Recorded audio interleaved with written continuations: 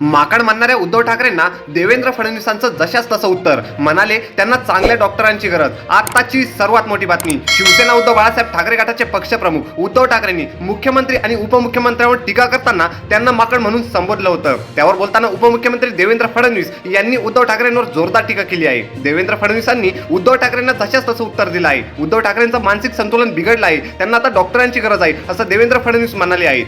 ठाकरेंनी माकड म्हणून संबोधल्यानंतर देवेंद्र फडणवीसांनी जोरदार हल्ला चढवला आहे. उद्धव ठाकरे यांचे मानसिक संतुलन बिघडले आहे, त्यांना आता डॉक्टरांची गरज आहे, त्यामुळे त्यांच्यावर उपचार करावेत असा सनसनी टोला देवेंद्र फडणवीसांनी लगावला आहे. पुढे बोलताना त्यांना शिव्या देण्याशिवाय दुसरं सध्या काहीही सुचत नाही असा टोलाही त्यांनी लगावला आहे. जनतेने त्यांना रिजेक्ट केला आहे, त्यामुळे ते शिवीगाळ करण्यात उतरले आहेत असंही देवेंद्र फडणवीस म्हणाले आहेत.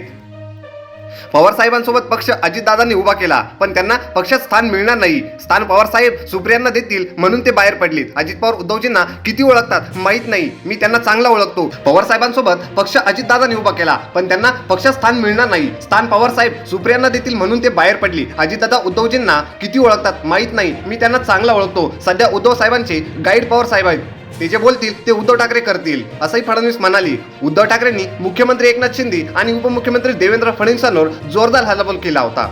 शरद पवारांनी लोकसभेनंतर काही प्रादेशिक पक्ष काँग्रेसमध्ये विलीन होतील असं वक्तव्य केलं होतं. त्यावर बोलताना शिंदे आणि फडणवीसांनी उद्धव ठाकरेंचा पक्ष विलीन होणार असल्याचं बाकीत बोलून दाखवलं होतं. त्यावरच बोलताना उद्धव ठाकरेंनी जोरदार पलटवार केला आहे. ते म्हणाले की दिल्लीश्वरांची 2 चावीची माकडं त्यांच्या हातात कोलीत सापडले. मग एक माकड आहे दाढीवालं, त्यांना तर उद्धव बाळासाहेब ठाकरे हे नावच उच्चारता येत नाही. माझं नाव घेताना त्यांच्या घशात बाठा अडकतो.